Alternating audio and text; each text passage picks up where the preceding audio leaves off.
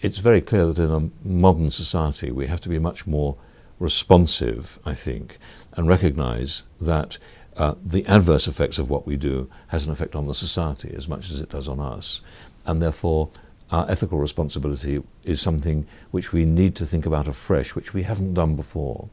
Ethics is not taught to science students except in medicine, virtually at all, routinely. And I think it should be. Yes. And I think it's one example of what I'm kind of pleading for. I think the book tries to argue that every aspect of our inventiveness has a downside, that there's a dark side to every advance, and that's generally not recognised at the time that the advance is first published. I think it's also true that actually nearly all inventions are not recognised for their positive side either at the time that they're made. So, for example, in a way, scientists didn't go out ready to design a CD machine. They designed a laser, but then of course we got all sorts of things from the laser which we never remotely imagined we would do, and we're still finding new things for the laser to do. Same with the microchip, same with a whole range of other pieces of technology. But all those things do have a downside. The laser can be used clearly as a weapon. It's interesting, for example, where the laser is being used for attempts at nuclear fusion. It's actually in a facility which is really designed to improve nuclear weapons. Alec Brewer's made a very interesting point in his Reith lecture some years ago when he argued that technology would solve the problems that technology had created.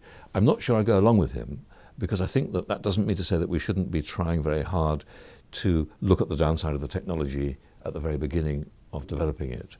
But I do think that the implications are that so far in the history of mankind, we've continued to improve our lot using technology, and we've managed to control the worst aspects of it.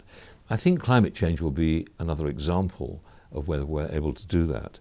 And there are all sorts of indications that that may be possible now. For example, the Royal Society has recently published its view on geoengineering, for example, how you might control that by carbon capture.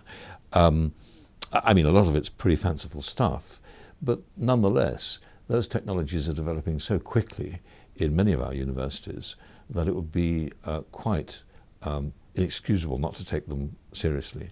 I think one has to. And I think it's likely that somewhere we'll hit the button. I'm pretty hard on medicine in this book. I argue that medicine, which I wouldn't be without, has also been a force for less good. For example, if you look at our mishandling of the immune system, using antibiotics in children, for example, and avoiding infection, we've certainly increased the risk of asthma. But it may well be that juvenile diabetes, for example, is much more common as a result of our failure to address the immune consequences.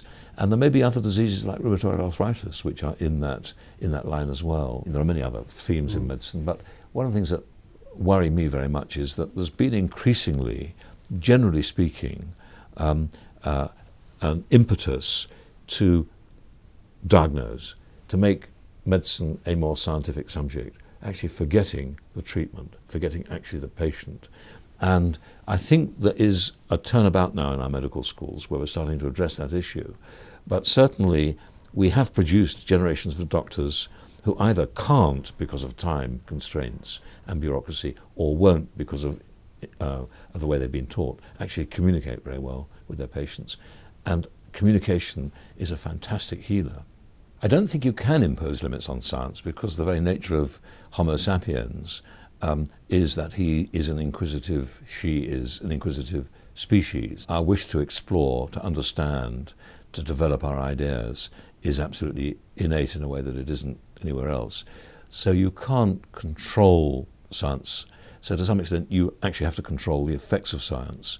Yes. And it's a very interesting question about climate change.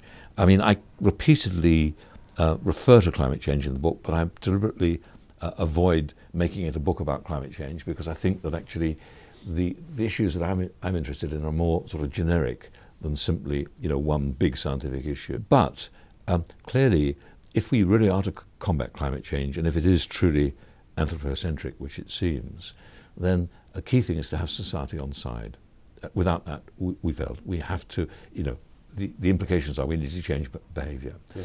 So this book seems to me to be completely timely in that respect, because what I'm arguing is that there has to be a recognition that we do need to communicate much better with society, and also at the same time not necessarily trust governments that may have other agendas.